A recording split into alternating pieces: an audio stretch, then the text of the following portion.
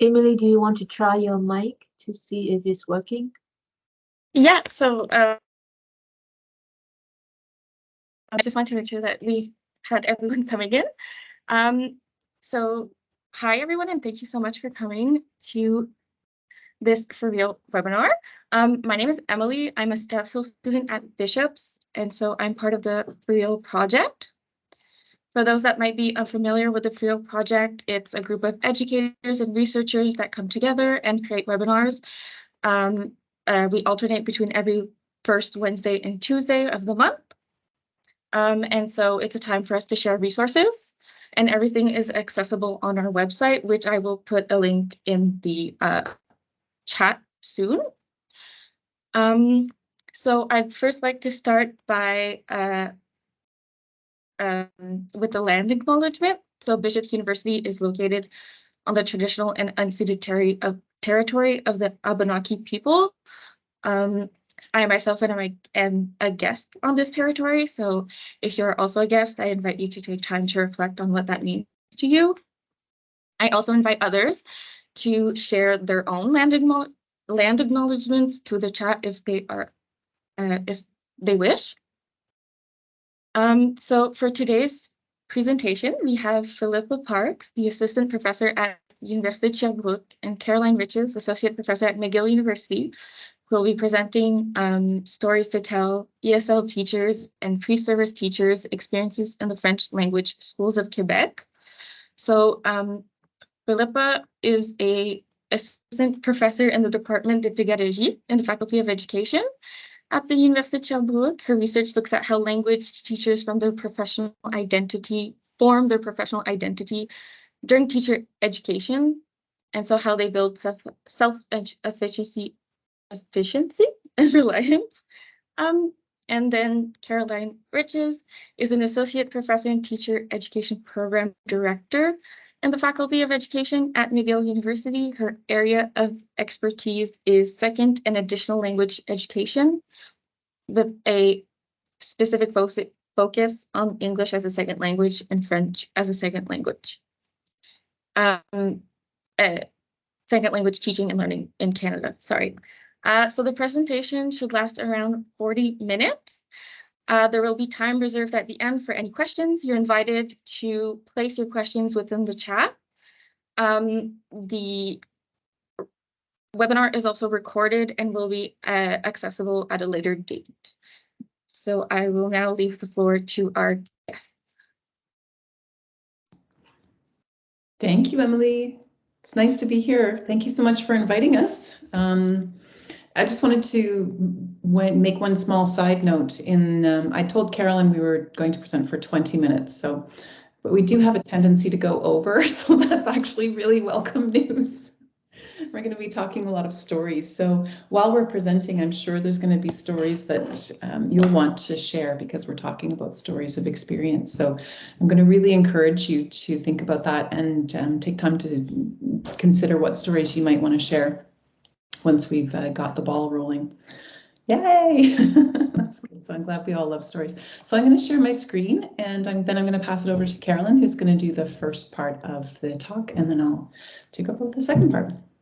So here we go, and yeah, everyone should be able to see the screen. Let me know if there's any issues.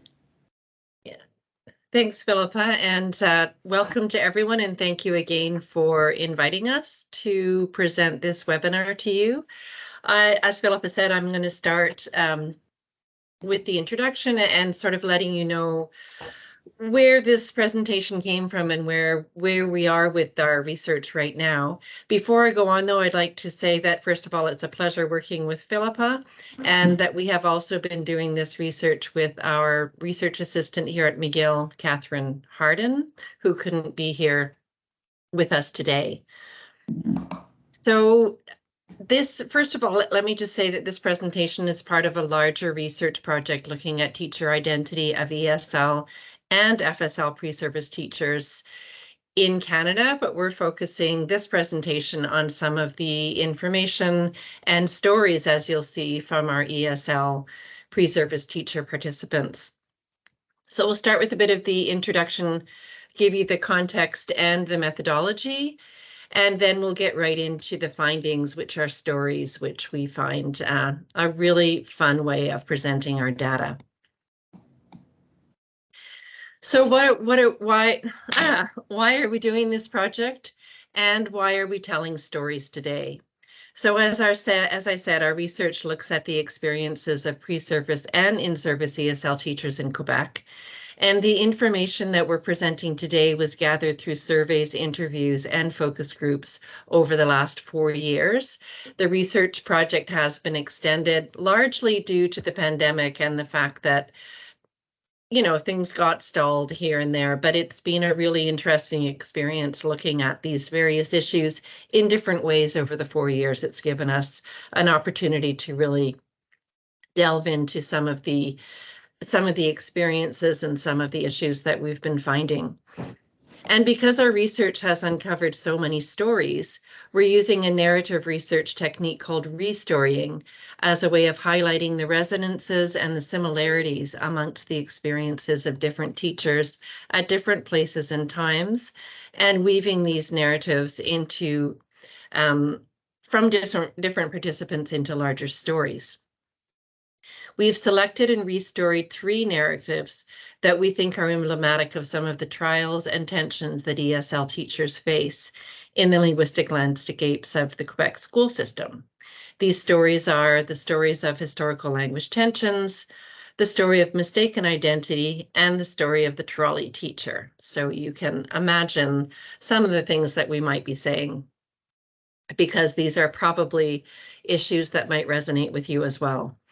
Although no one participant shared all of the experiences contained in these stories, the stories nonetheless illuminate points of commonality across the accounts of our participants, and the quotations in each story are drawn directly from our data, just to remain faithful to the information that we received. We use these quotes to find a balance between our interpretation and to remain faithful to what the participants shared with us. So the stories. Our first story is about how historical language tensions, and yes, the Two Solitudes, are embedded into teachers' personal and professional lives. The story illustrates the notion that language teaching is embedded in racio-ethnic linguistic ideologies and histories.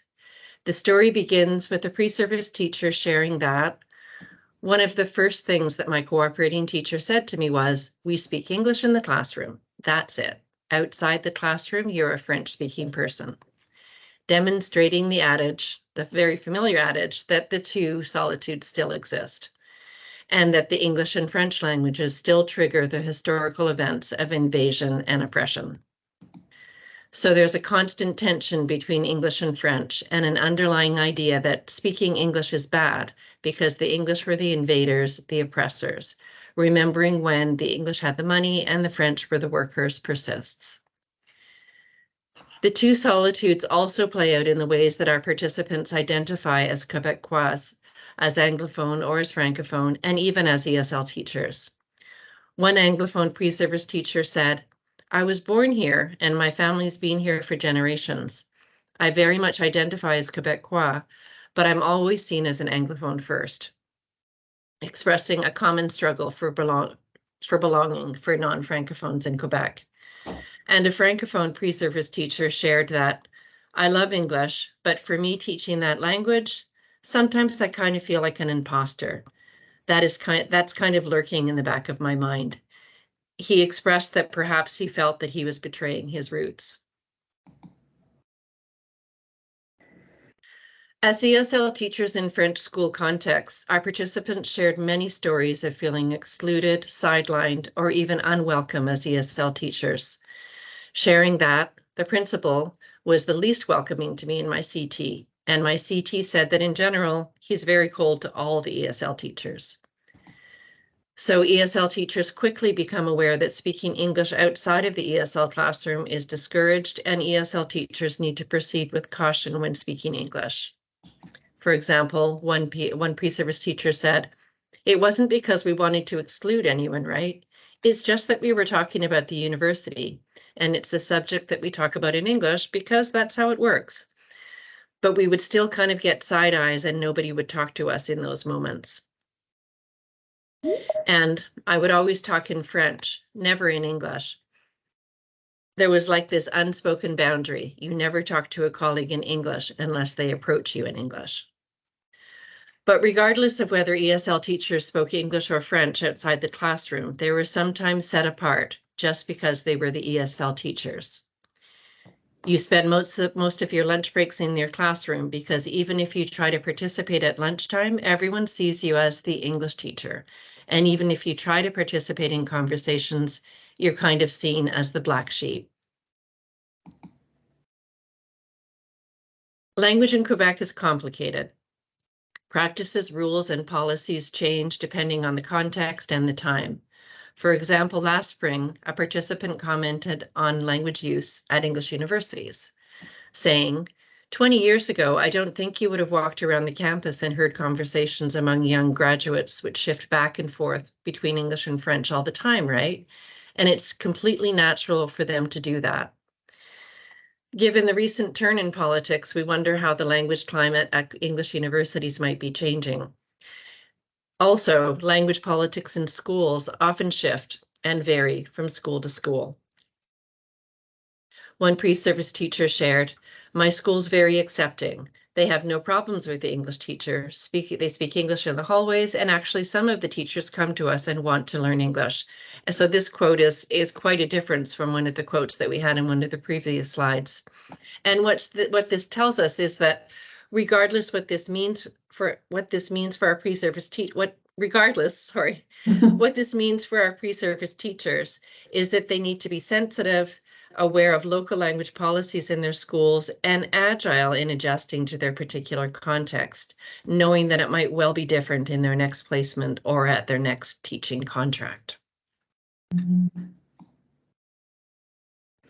So that was the story of the Two Solitudes. That was our first story. And the second story that we're going to tell today, yay, we're getting more people in, that's fantastic, is the story of mistaken identity. And this is one of the ones that really leapt out for us when we were going through our data. So negotiating, developing, and establishing your teacher identity, as many of us know, it's an essential part of becoming a teacher. Sometimes, however, those challenges include a disconnect between who the teacher feels they are and who the school community believes them to be. And this is a story about mistaken identity. That is about teachers who found the way that their students and colleagues saw them is radically different from how they see themselves. So this story begins when pre-service teachers were introduced to the school settings for the first times, and they start to experience the discomfort that other teachers have with us as ESL teachers. And this is true for one pre-service ESL teacher in particular who felt completely Quebecois. I was born and raised here, so my parents are French speakers, and I was born the same way. I've spoken French my whole life. I started learning English as a young child, so my identity is very French. I do identify in a way with English as well, but I would say that my identity is very French.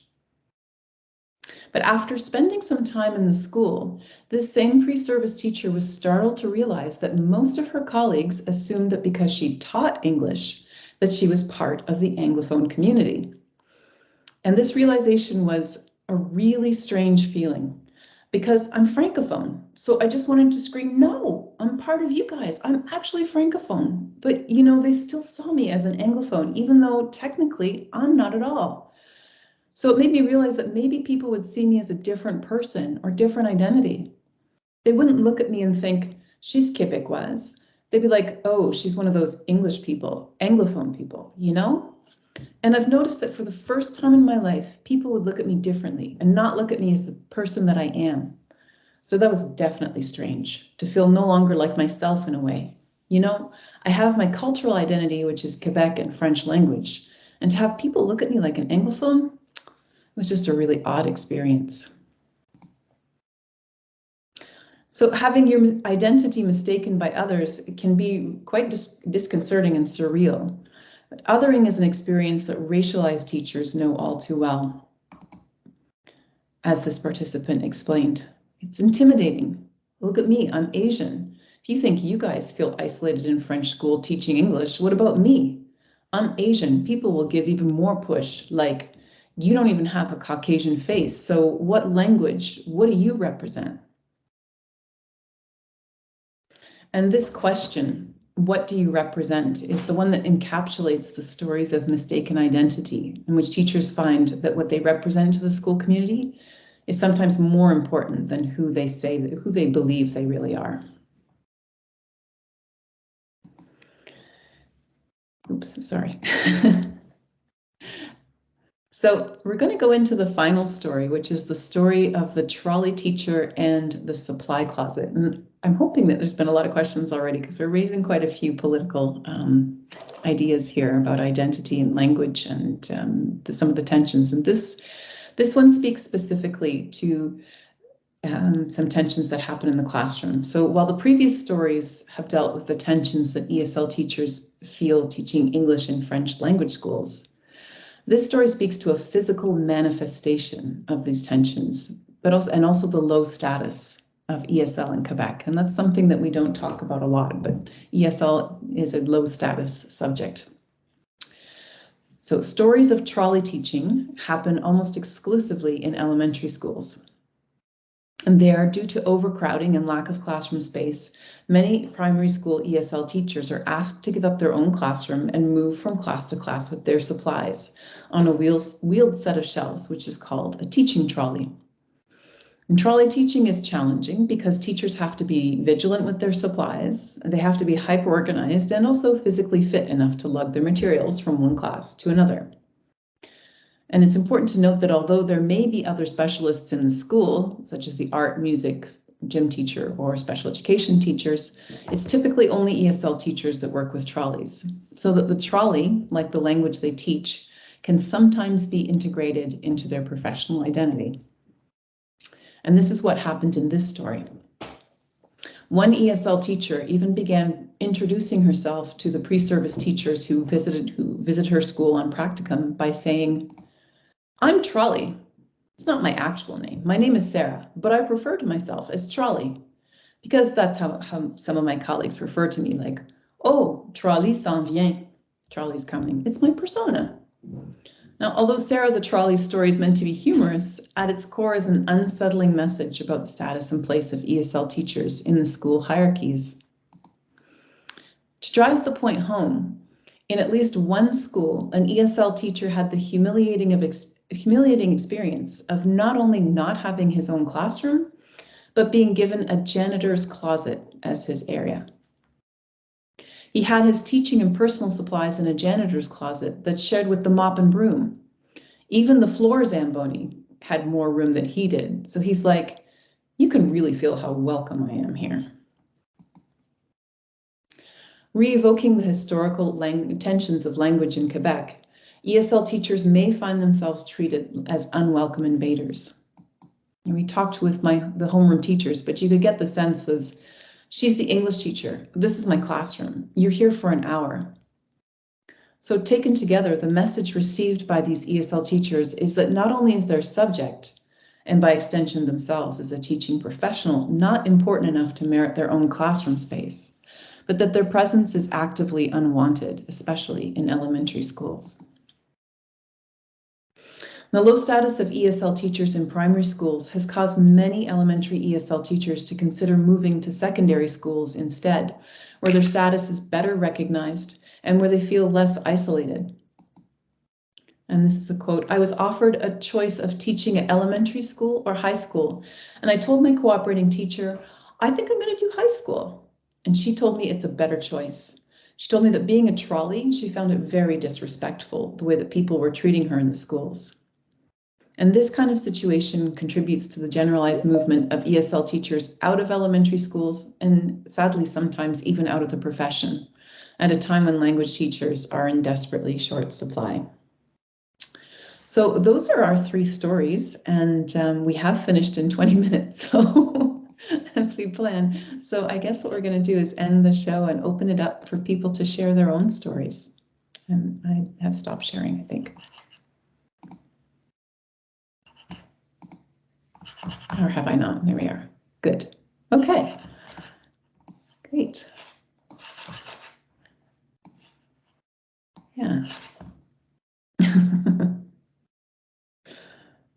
So thanks for listening. Do we have questions, comments, stories to share? I see Monica. Yeah, go for it. Hey, thanks so much, you guys. Lots there, eh? Lots there in those stories. Thank you so much. And you were making me remember different experiences and stories, of course. I guess I wanted to play a little bit devil's advocate.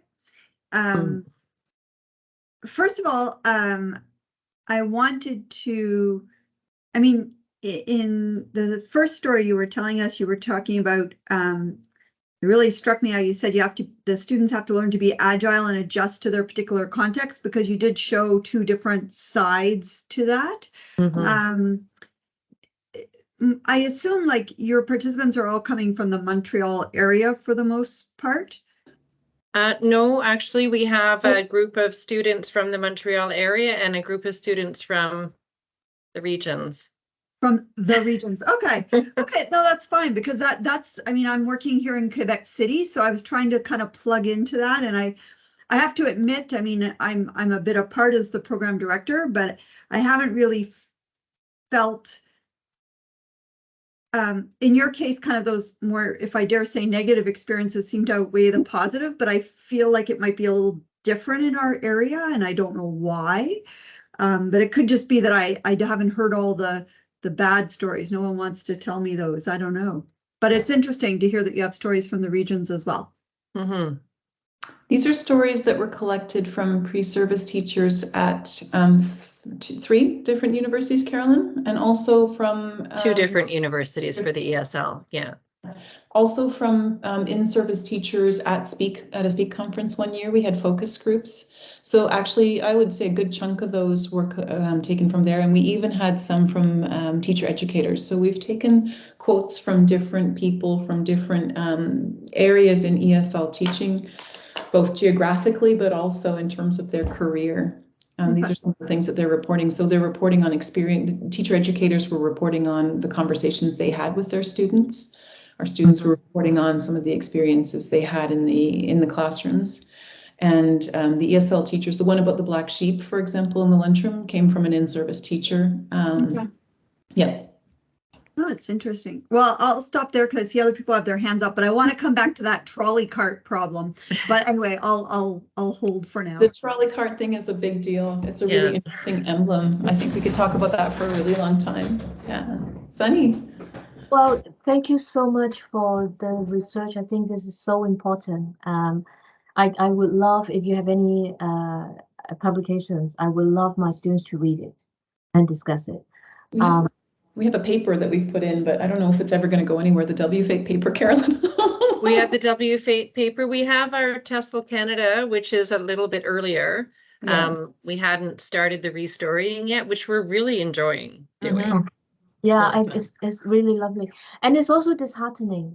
And it reminds me of Lisa Weiner's article that was a while back already. Yeah. And I thought, okay, things will be changing, but then it's not. It's really sad.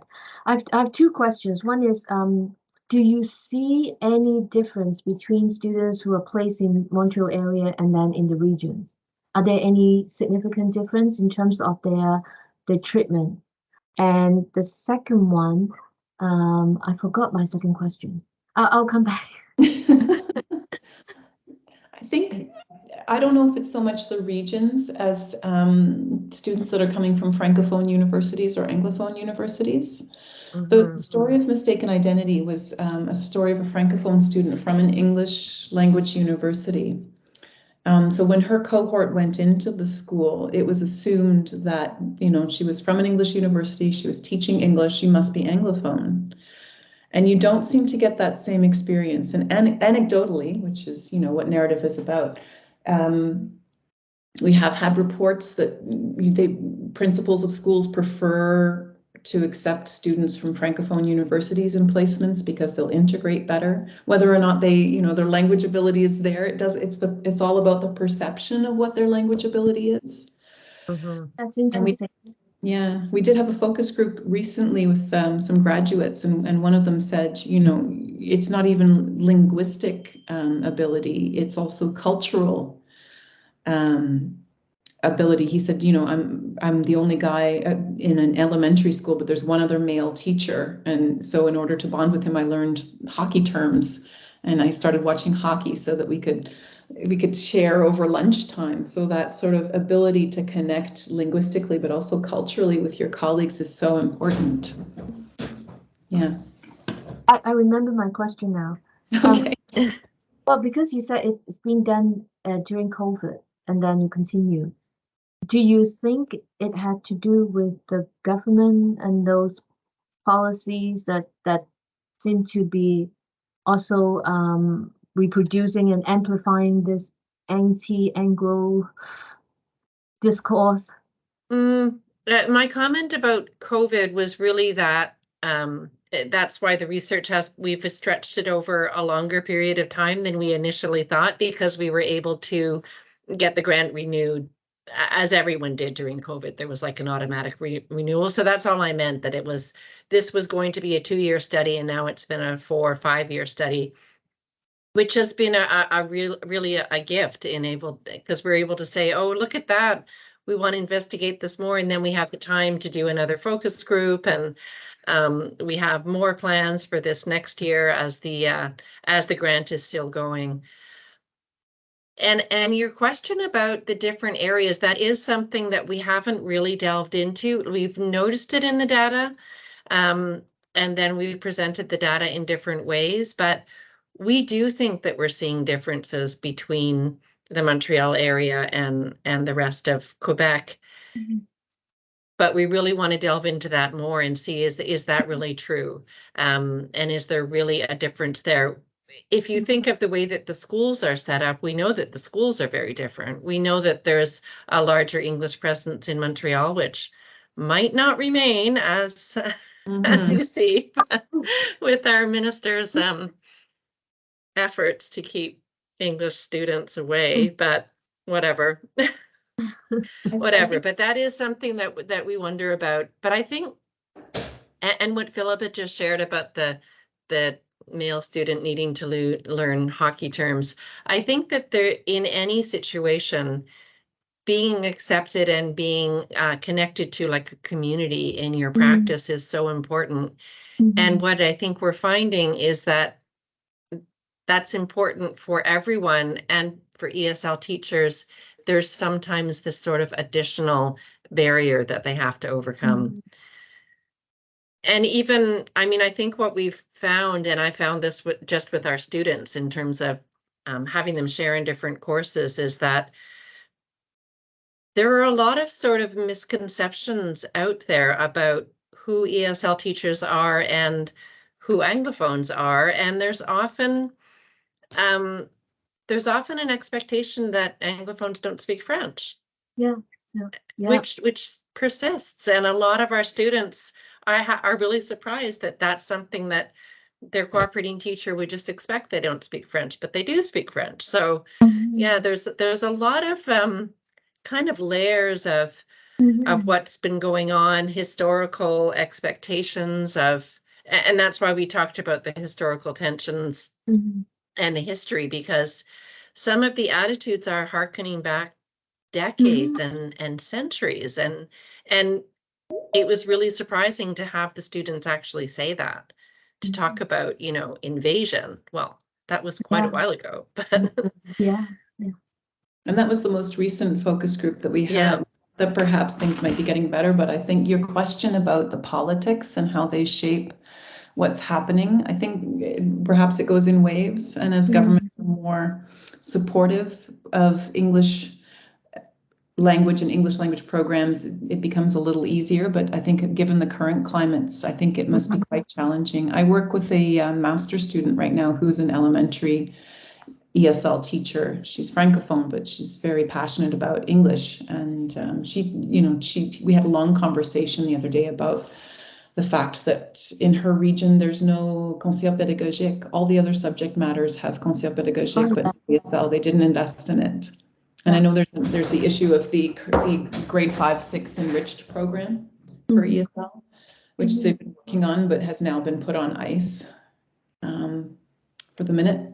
And where, I think that there's a lot of political motivation behind that.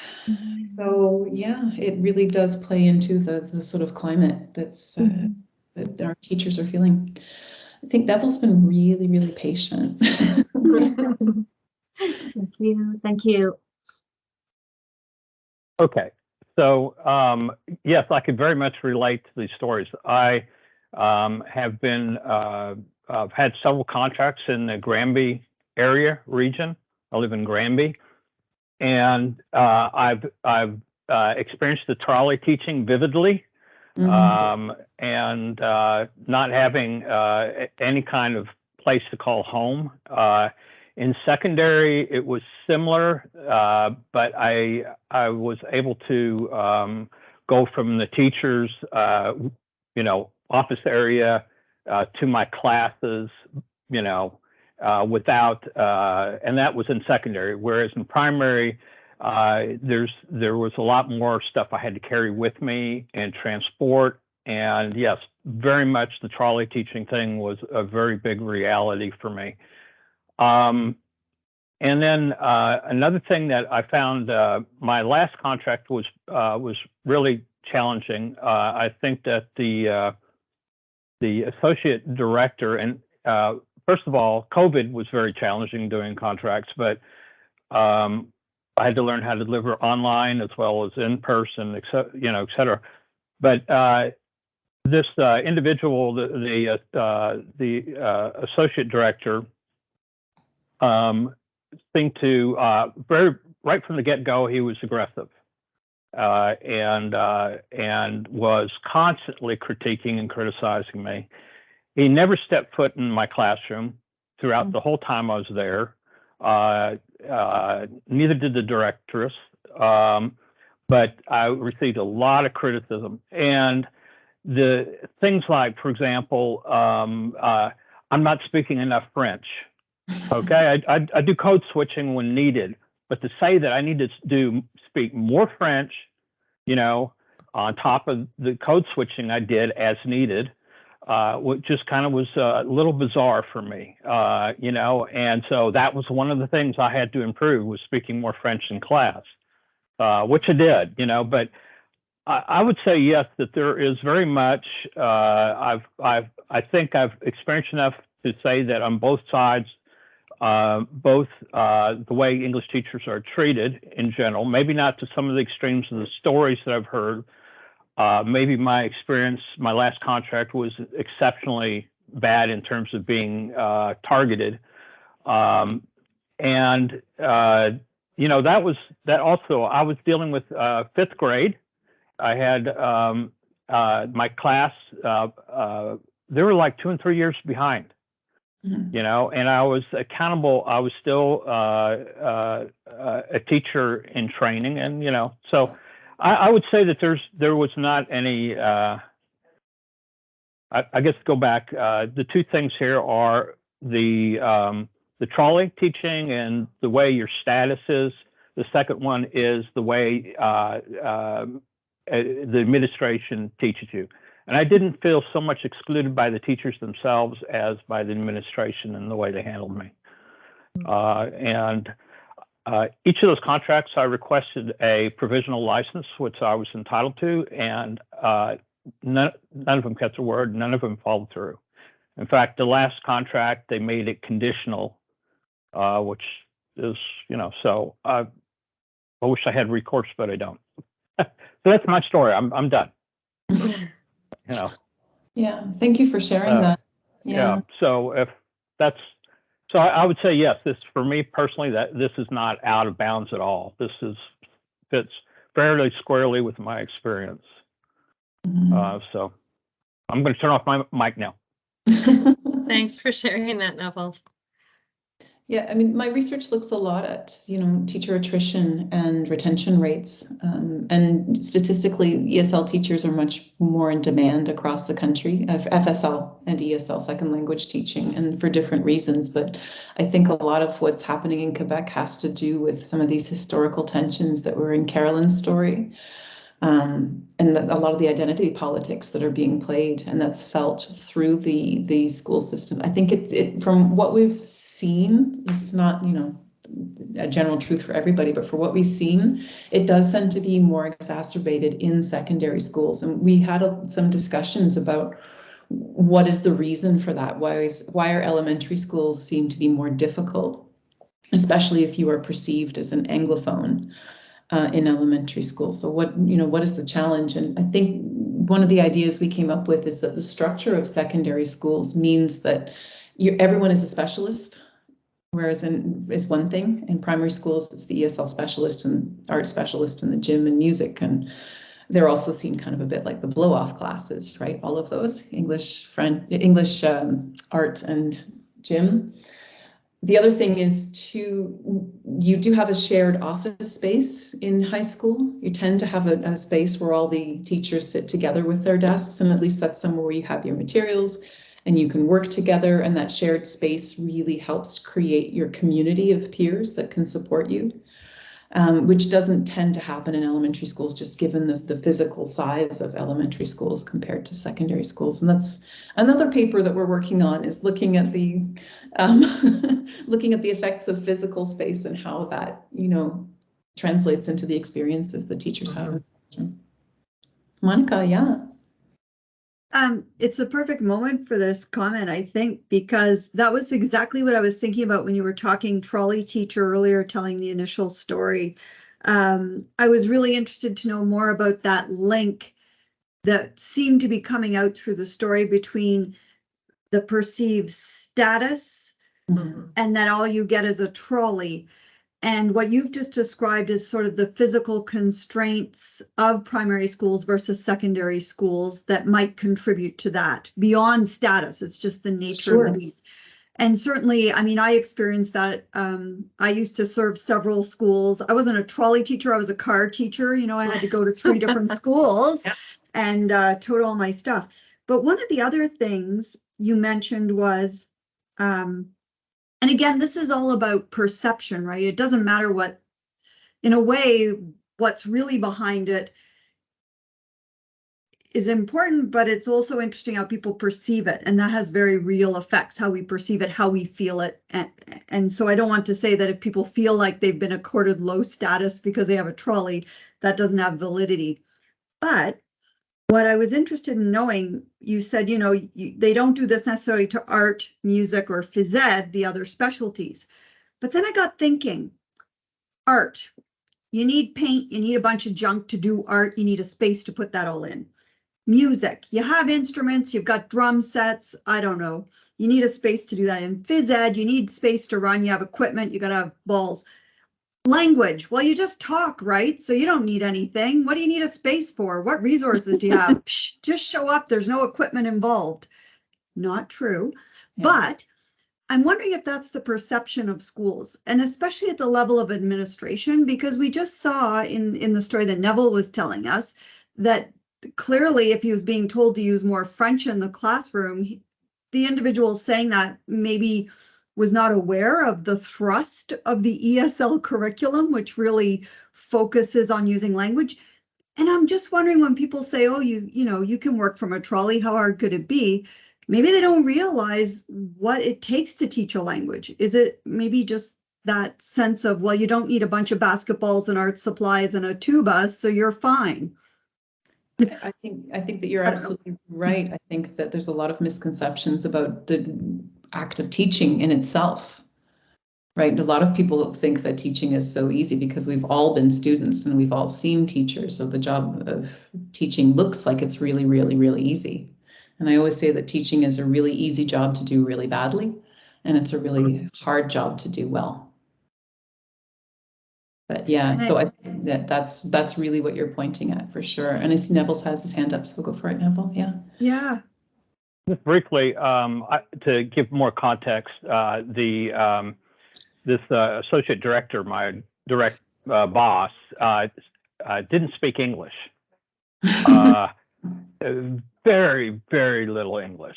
And so that may have also been a factor in terms of how I was treated and how I was perceived. So just thought I'd add that in as part of the context also. That's it. Yeah. Yeah, it's a very interesting place to teach a language, Quebec. And I do some work with CASALT and French second language teachers, and they have their own challenges and questions about the place of French in Canada, and the legitimacy of learning French over, say, Mandarin or something that might be perceived as more useful. But it's just not the same.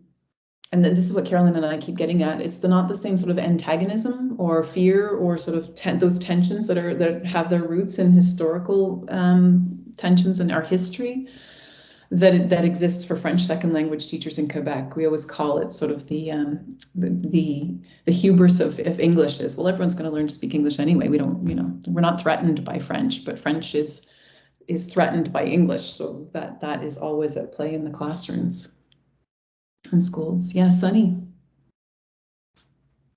Well, I wonder if there is any good stories that the students. I want to see what it looks like, and like what the kind of schools, like why it makes such a more welcoming and integrative environment for them, an inclusive environment for them. That's number one. The second one is, what advice would you give for new teachers? I know there are lots of going to be future teachers here. So what advice will you give them? I think the good stories, they did exist anecdotally, but what we were looking at today was more meta narratives. And as a meta narrative, what a lot of our teachers come to talk to us about are some of the challenges that they're facing, which is why this came out that way. And we drew data from all these different people to come up with these larger meta narratives, these sort of stories. Absolutely, there were good stories. I think that your experience of ESL teaching in Quebec is better if you are highly fluent in French language and in French culture. And if you're perceived as such by your community, and if you're working in secondary schools, again, those are all things that you can tick off your list. So if you are, the good news is for your students who are francophone, you probably won't have these issues. If you're perceived as Québécois, you'll probably find, Monica, maybe that's your issue being from maybe that's the situation being from Quebec City. Many of your students are, Québécois pur laine, so they don't have these experiences. Our concern is for people who are not necessarily in that category. And especially, we only touched on this really, really briefly, but people who are racialized is a concern for us too. As that one participant said, look at you, I have an Asian face, so what do you think people see me as? That's a concern. So in terms of positive stories, yes, Sunny, I'm sure they exist and they do. It's just not what came out in our data. Maybe we came at it with a negative lens. I don't know. Carolyn, I don't know if I'm talking a lot. Well, yeah, I know that when we were putting the stories together, we did have this feeling that it was all a little bit negative. So we did look and tried to draw in some of the stories, like the one of our teacher educators noticing how bilingual the university campus was becoming, and other stories from students about how it was always okay to speak English in their school and in the hallways, and they were welcomed and so on. But to be honest, they were there, but the negative stories were there more. And I think if we look at what's happening in Quebec and the tuition for out-of-province students, that speaks volumes. Yeah, it's there that this I don't want to call it oppression of English. That sounds bad, but I just did. But this lack of attention being paid to English, that it's just not that important. So I think we're getting that message from all sides. That said, yeah, I think what we were also impressed by was just the passion that our students had, that they had come from schools where they had learned ESL in the classroom and were, you know, passionate about it, loved it. Their ESL teachers were wonderful, and that's why they're in our programs. We also have students that had terrible ESL experiences, and that's also why they're in our programs, because they want to be able to contribute in positive ways. So, but yeah, the negativity, it's something that we thought about, and I think that I think that we can say that our stories are representative of what we heard and what we saw. Yeah. Monica? Can I jump in? Just because, you know, from a larger perspective, whether it's predominantly negative or predominantly positive, I mean, at the end of the day, we're talking about some pretty high stakes stuff. So even if it happens only to one or two individuals, it's really important for us to be talking about it.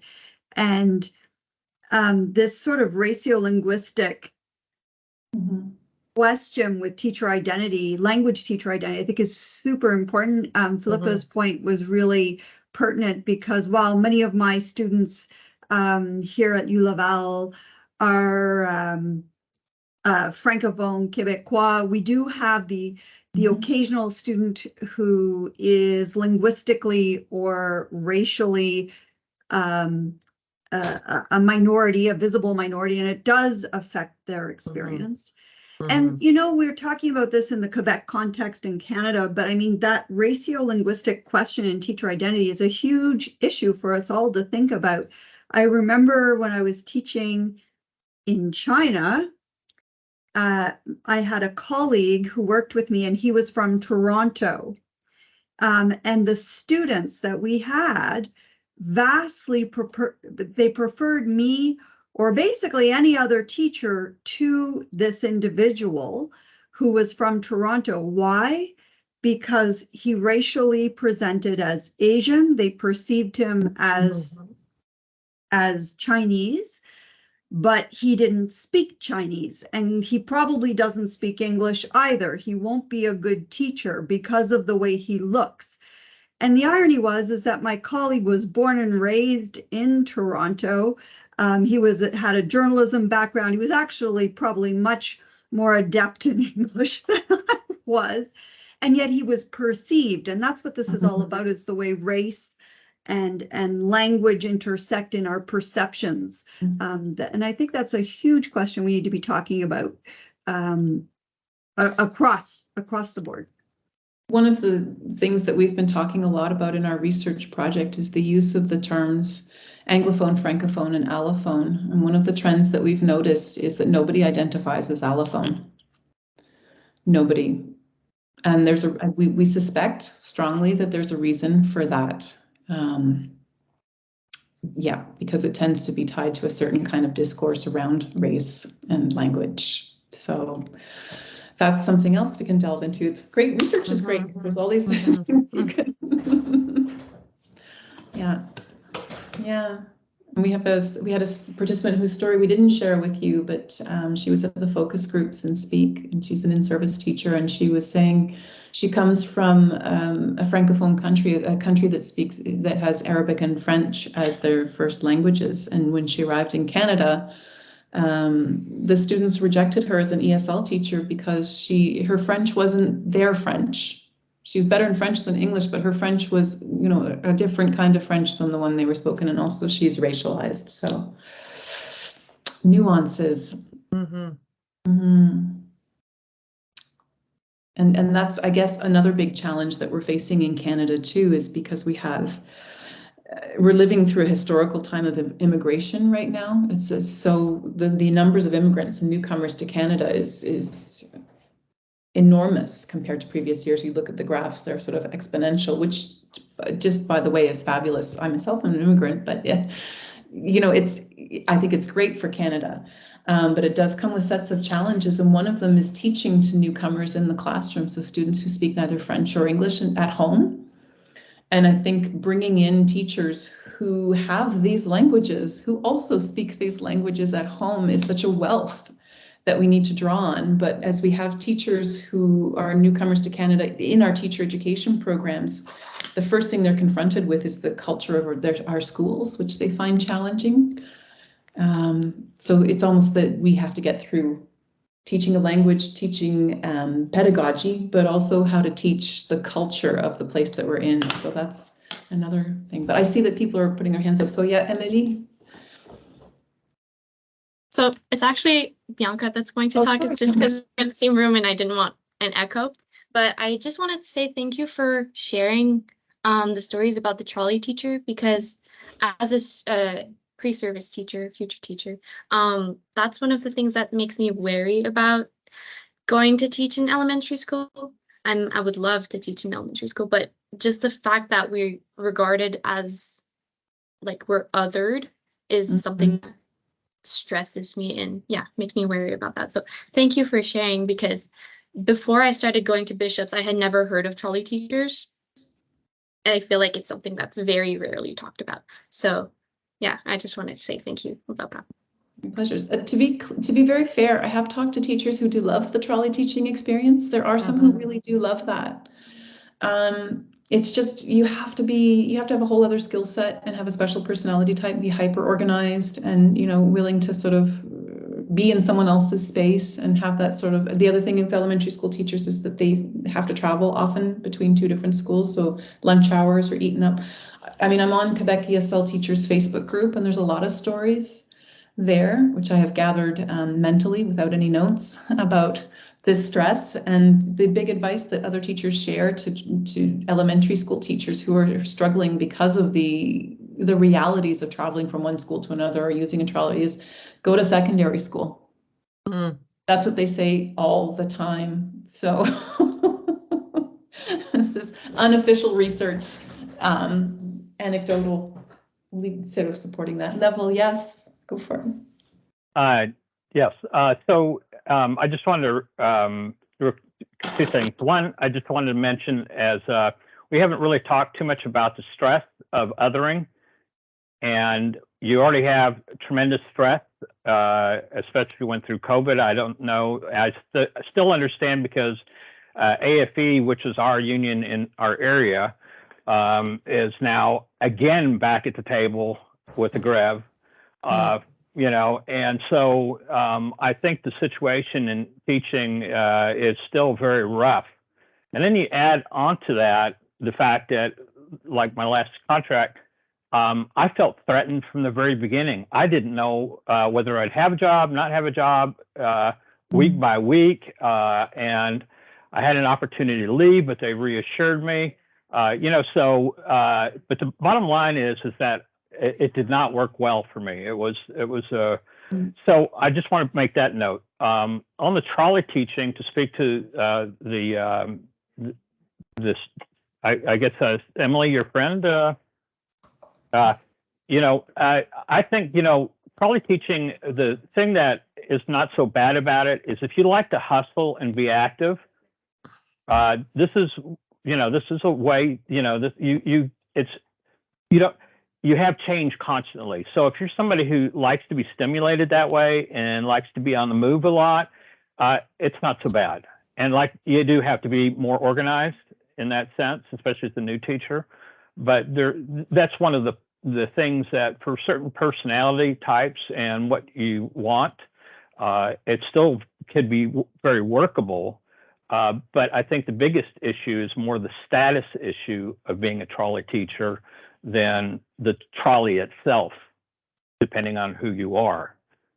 So that's my answer to your friend's. Oh, you're down there, Bianca. No, not Bianca. Yeah, okay. She moves around like Hollywood's yeah. So that's all I wanted to share.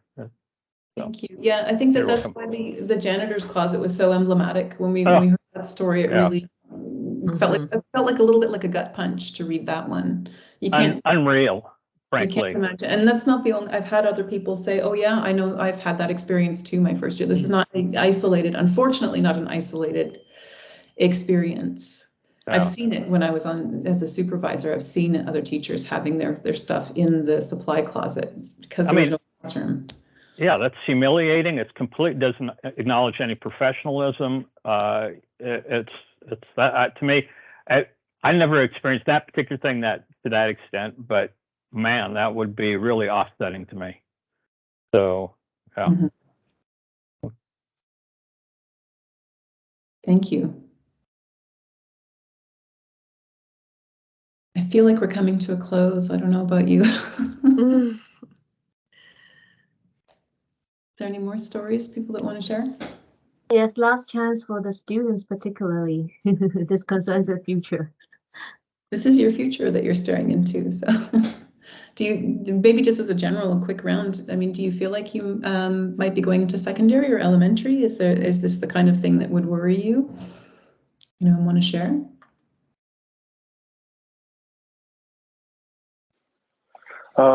Personally, I'd rather be an high school teacher. Mm-hmm. I'd like to go to my old high school where I went. Super, like it's a pretty school.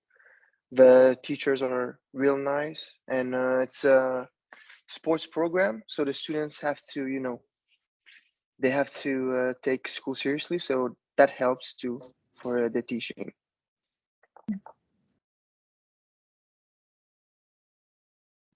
Yeah, for my part, I think I'd like to go in high school too. Not necessarily because of the teaching, just because I feel like it's easier to have like deeper conversations with the students because they're different. They don't have the same maturity. So I think that it's more interesting, and I think you can teach not more things, but in a different way. You can go more in depth. So I think that's why I would prefer it. But I'm not against trying elementary school either. But it's sure that I don't think I would like to be with the trolley. But if it comes to it, I guess I'll get used to it. Yeah, thanks. I mean, it doesn't have to be, something that's related to some of the stress stories that we've seen in elementary. It's a large part of who you are, you feel you are as a teacher. But in our practicum, I remember that when we went to high school, our teacher, she had like always the same classroom, but she shared it with some other teachers. So yes, she had a trolley, but she had like a desk so she could put her trolley there. But she always had the same classroom. So even if she forgot some things, at least that was useful. So I think that it's an in-between situation that I think was interesting, because I don't think it was a bad experience for her, because she always had the same classroom. She just had to share. Mm-hmm. It's nice to be hearing these positive stories, that the Solitude program, and it's interesting. It goes back to the culture and the community that you're trying to become a part of, right? So you find your place, and yeah, the school community is not just about language; it's about so many other things that that are important to keep in mind. But in Quebec, as we all know, language is always there, either lurking in the background or right out in front. It's always there. Carolyn, I'm sorry. Did you guys also look at public-private? No. Public-private in terms of where their placements were? Yeah, public-private. Because I'm just wondering, we were talking about different things that could maybe play into this context, and if that's a feature as well. Yeah, we didn't divide that way, actually. We just asked them about their field experiences, but yeah, not necessarily what type of school. Yeah, no, it didn't come out in the data. Yeah, but it's good. It's a good point. I was at a private school, and I think that helped, because I was that teacher as well. I cried every day my first year of teaching. I did. I really did. It was so hard. So hard. Yeah. And I think Neville's point about the administration also is important, that as we know that the principal and that the leadership in the school can really set the tone for how things play out. I think we've reached our time, but Neville, do you want to maybe give Neville the last word? Yeah, just really quickly about the secondary versus primary. Like Kevin, I thought that I would want to teach at the secondary level, because I'd be able to work more at a higher cognitive level with the students, and that's not true. but I also noticed that there's some trade-off at the primary level. Even though I had more students and I didn't get to know them as well, and I was doing all this running around, the upside for me was that I got to be more expressive and playful. So I felt more comfortable being expressive and playful, which is very authentic for me, than I did in the secondary. And the other thing about secondary is you have a different type of classroom management issues. Mhm. So whereas in the primary, while I had more diversity in my class in terms of coded versus non-coded, I had a mix, but still, I found that the type of classroom management issues were easier in general than the type that you get when you're in secondary. There are other considerations such as grading. That's something that for me was a little bit of a struggle, and still is, frankly. At the higher level you go, you have you're going to spend more time on weekends going through paper and grading and marking and stuff like that. So there are a lot of considerations besides just what we've talked about that you might think about, like what if some ideas are just put forward in terms of your choice. So I'm done. So I think we have come to an end, and thank you so much once again, Philippa and Caroline, for such a great presentation and very thought-provoking paper. And thanks for inviting us. It's been great. It's been really fun. And thanks to everyone who attended. Great questions. Mm-hmm. And Emily, do you want to have any last words that you want to say? I'd just like to thank them again, especially like as a pre-service teacher. I feel like everything I've learned today is going to be very useful. Also, I'd welcome anyone to continue to check out our website and our Facebook page for any future webinars. We will probably have updates soon for the next one that's coming up next month. In this video. And this webinar will also continue to be available on the website, so you'll be able to reach it for anyone that may have missed the beginning. So thank you again for everyone who's participated. Thank you. Bye-bye. Bye-bye. Thank you.